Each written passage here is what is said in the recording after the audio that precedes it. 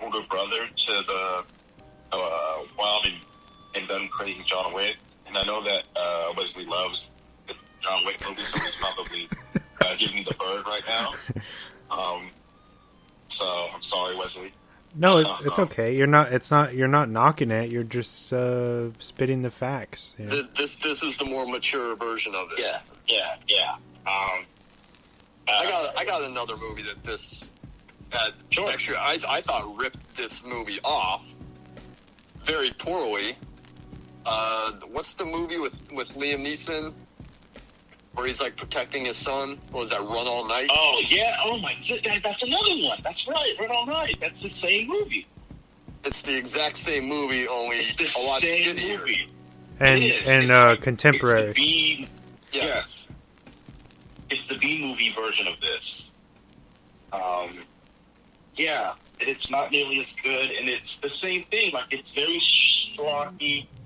It's actually very showy. Kind of, I think the camera is mounted on the gun that as he cocks it at one point in time. It's directed by what's that guy's name? Jean Colette. Colette Sarah. Yeah, Juan Colette Sarah, great American filmmaker. Yeah, it's just there's no personality in that movie at all. And then you look at John Wick, and that movie's all personality. And you look at this, and there's a little bit, and there's some substance to it. You know, yeah, it's not exploiting its craft in a way that those other two films. Yeah, absolutely.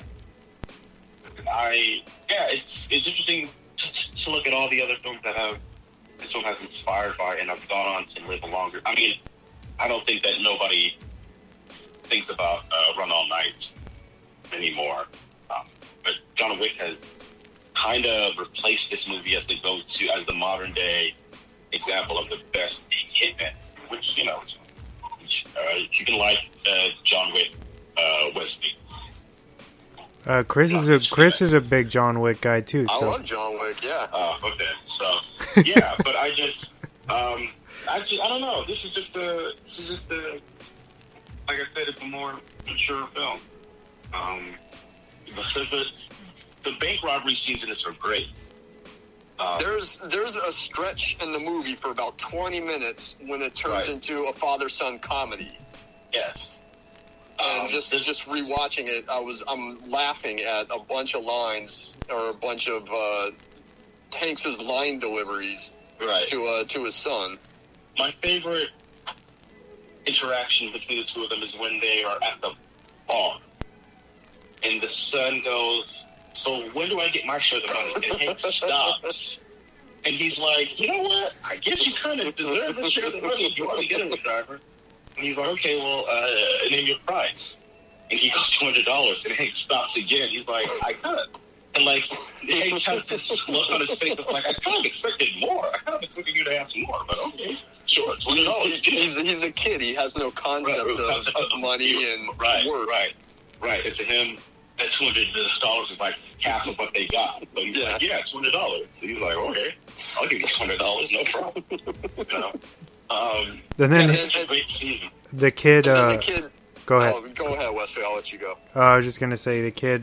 He like looks over at his dad, Sullivan, and he's like, "I could have asked for more, couldn't I?" He takes a beat. Yeah, he takes that beat. He really thinks about it, and then he says, "You know, I could have gotten more," and he just. You'll never know. Just kind of smiles and goes, "You'll never know."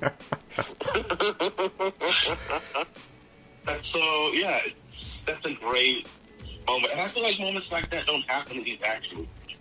You know, like that moment of levity to kind of there's so many, or if it does, it's in a Marvel movie where it just like cuts the tension in half, and it's like afraid of having a genuine, you know, emotional moment, and that like and there's a bunch of that. There's another great scene where they are in the farmer house, and the kid goes to Tom Hanks to talk about it, and he basically addresses. I mean, in any other film, this scene wouldn't have happened, and the son would have this guilt of like, my father didn't really, love me, and he loved my younger brother more, and he gets to hash it out with Hanks about it, and he's like, I've always felt that you liked my younger brother more, and Hanks is like, I love you both the same, but if I felt like I was different from you, it was because you reminded me of me. And I think that Hanks wanted to follow up by saying, and I didn't want you to, but he stops. It's implied. It's implied, and then later on, at the end of the movie, where Mike Jr. tries to kill Jude Law, and Sullivan does it. It's like, and that's why I didn't want you to be like, I didn't. Yeah. And there's that unspoken thing where it's like, you can't follow in my footsteps. You can't become I. Which is a great. He takes that burden from him. Right. Which, yeah, which is great. It's a great move. And then there's another great scene where the best gunfight scene I think in the movie is when Sullivan goes and kills Rooney. Oh, it's so quiet. You don't hear a peep. The score, it's like the only time the score ramps up. And the cinematography is great. You can kind of tell that it's a set, but it adds to that old-fashioned feel, I think. And the way that the camera and the way that it's shot is shrouded in mist. They don't know who's shooting at them, but there's that great moment where the gun firing starts, and Rooney just stands there. Yeah, he knows it's over. Is it. Yeah. And I wondered if at the beginning, when Connor kills Sullivan's family, I wonder if at the beginning of the movie, because Newman's big take on this character is that he has such a burden placed upon his shoulders once the movie starts going. And I wonder if he knew from the moment he had to hire the hitman that Sullivan was going to kill him. Yeah. Because there's just that inevitability. And Sullivan even says, Rooney even says, I think that, he's not worried about Connor because, once he's gone, someone is going to kill Connor. But in that moment where Hanks has the gun to him, he's like, I'm glad it's you. I just wonder if he went through this whole experience knowing that at some point Hanks is going to kill him. Well, when they have the meeting just prior to that, when he meets up with them in the church, and they go downstairs and he talks, and Sullivan says the reason that the McGovern brothers ended up dead was because Connor was stealing from you, and it was he's like, I know, right? I know, but he's basically he's my son, right? I can't do anything. And then when Sullivan pleads with him to please, you can end all this by just giving him up. Rooney walks away and says, I'll mourn the son that I lost, meaning, right. He'll mourn Michael. Right. But Rudy but Connor is his flesh and blood. And it's an interesting dynamic because you can tell that he's torn. Mm-hmm. You can tell that he's torn. You can tell that he genuinely looks at Sullivan as the better son. But the obligations to flesh and blood just trumps it. And he's basically like, look, my hands are tied. I'm not going to give up my boy. You know what I mean? Well, he's pleading with them, can you please just leave? Go away, disappear, take your son with you, protect him, so that he never has to grow up in this and see any of this. just please leave, because he doesn't want to see Michael end up dead eventually because of all this. But he won't do the thing to end it, and that's give up his own flesh and blood son. Right. Which is that's also a great scene. There's a lot of the best scenes in this movie are the character moments and the character, I think, the dialogue. And it's so, I think to keep comparing this to John Wick, I think that's where that first John Wick movie succeeds, I think, where the other films kind of just stop being about the character and become about the expertise in which John Wick kills people. Mm-hmm. And the small moments in John Wick are the best moments in that movie, like the moment where he takes the dog driving, that's a great moment, and it's and in the small moments are what makes this movie come to life.